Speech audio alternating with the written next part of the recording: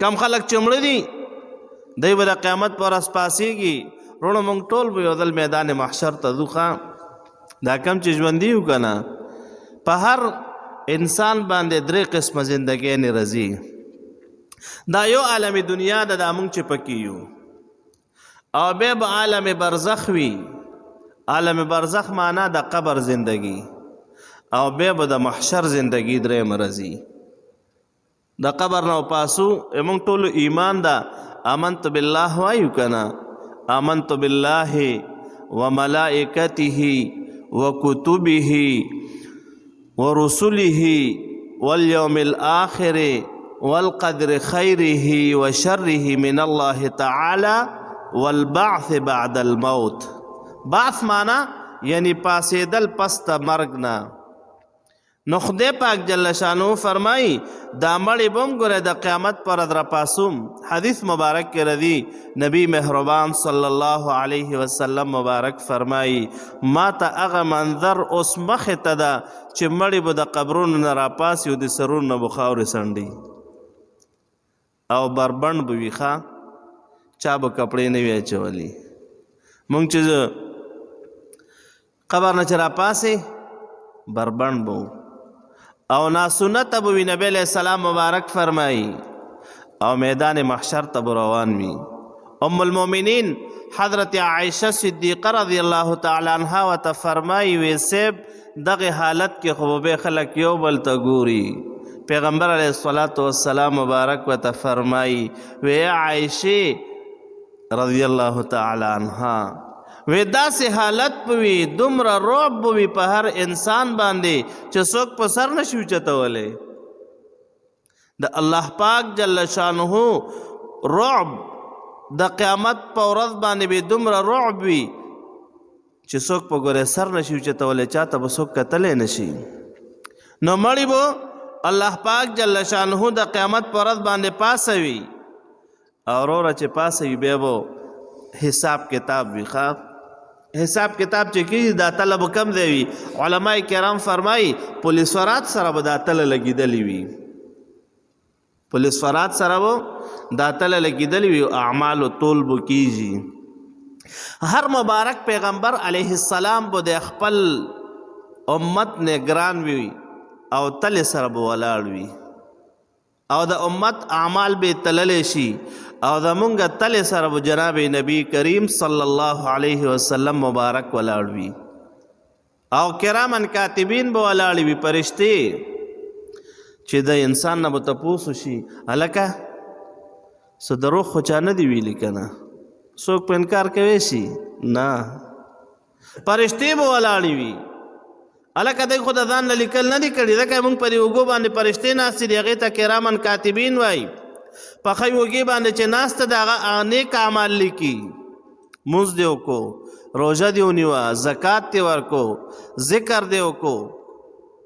او په ګسې اوږې چې ناسته د هغه بدي لیکي خو ګوره دومره احسان موږ سره خدای پاک جل شانه کړی ده چې کله یو انسان نیک عمل وکړي بس چې ښی اوږې والی مخې سره ولیکي او د ګسې اوږې والا کو یو سړی ګناه وکړي ګناه نو هغه ورته صبر شي وایي دا به توبه وباسي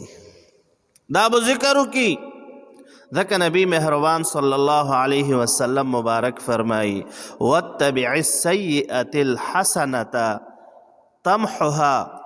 پیغمبر علیه الصلاة والسلام مبارک فرمایي کله چې دنه ګناه وشوه هغې پسې نیکي کوه دا نیکي را پاسې دا ګناه دې ختم کی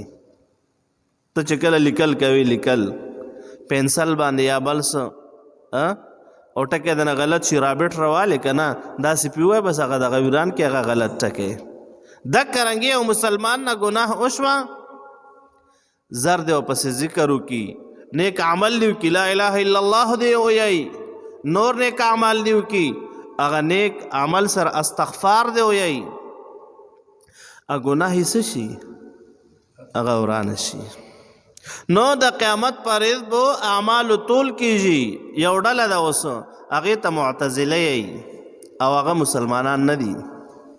هغه وایي د اعمالو طول نشته ولې دا زه چې خبرې کوم به زما د خولې نه راووته او بس ختمه شوه که نه اذا وجدت په تلاشا چې کله یو څیز موجود شي بس ختم شي. نو لهذا ستا دا مونځ به څنګه تللی شي، ستا روژه به څنګه تللی شي؟ اگر چې دنیا کې الله پاک جل شانه هغه سوالات دی هغه ختم کړل، اواز تللی شي که نه؟ ولې نه؟ دا ګوره دا موبایل لګېدلی ده که نه، دې کې اواز تللی شي، ټیپ ریکارډ شي، سپیډ تللی شي که نه؟ گاڑی کې روان وی لکه زه 100 کې روان یم، زه 160 کې روان یم، تبه تللی شي که نه؟ تبه دې وي ترمامیټر د تخلیق کې کیدی لکه څومره تبه دی ده؟ 100 تبه دی ده، 104 تبه دی ده. رونو داسې اعمال بم الله پاک جل شانه تلی. ګوره دا دنیا کې خدای پاک جل شانه دی هغه سوالات ختم کړل. او ولله المثل الاعلى، خدای پاک جل شانه خو په هر څه قادره ده. نو لہذا څوک چې عمل بتلی، څوک صاحب د عمل بتلی، چې چا عمل کړی وي نه هغه کس په راوستلی شي تلی کې به کېنولی شي، او څوک نه د عمل بتلی. نو که چا عمل موجود وي یعنی عمل کې اخلاص وي، عمل کې د الله جل شانه په نیز باندې قبول وي، بس دا سړی کامیاب ده. دی وجه سیدنا امام بخاری رحمت الله علیه بخاری شریف چې ختم کړی ده په یو حدیث مبارک سره فرمای نبی کریم صلی الله علیه وسلم مبارک کلمتان خفیفتان علی اللسان حبیبتان الی الرحمن ثقیلتان فی المیزان سبحان الله وبحمده سبحان الله العظیم. پیغمبر علیہ السلام مبارک فرمای دو کلمې دي، کلمه دلته په معنا د کلام سره ده، کلمې دي دوه، په ژبه باندې ډېرې اسانې دي، خو لیکن خدای پاک جل شانه ته ډېرې محبوبې دي. کمې دي؟ سبحان الله وبحمده سبحان الله العظیم. چې چا دا ډېر ویلي وي دا کلمات نو دته به د اعمالو طول درود وي. ګوره څومره اسانې کلمې دي، سبحان الله وبحمده سبحان الله العظیم. دا ټول کور کې یایي ښه، او چې کم نه کم سل ځلې خو یې خامخا یایي، دومره کمزوری خبر ځان نه پرېږدی. لقمان حکیم صاحب زوی ته نصیحتونه کول وی ګورې چرګ نه ګورې کم نشي ښه، چرګ نه، چرګ څومره وخته پاسي، مونږ ګورې چرګانو نه کمزوري یو ښه، سار کې پراتو. نو چې دومره کمزوری خو نشي که نه، سبحان الله وبحمده سبحان الله العظیم. بخاری شریف په دې حدیث مبارک سره ختم شوی ده. او علماء کرام فرمای دا کلمې ولې خدای پاک جل شانه ته ډېرې خوږې دي. د خدای پاک جل شانه دوه قسمه صفتونه دي، یو ته صفات ثبوتی ای، معنا څه مونږ وایو که نه، صفات ثبوتی معنا دا چې خدای پاک له دا صفت ثابت ته، یعنی خدای پاک جل شانو حی ذات ته، قیوم ذات ته، ژوندی ذات ته، همیشه قائم ذات ته، قادر ذات ته، د قدرت والا ده. دا صفتونه والا مونږ ثابت یایو که نه. او بل ته صفات سلبیه یی،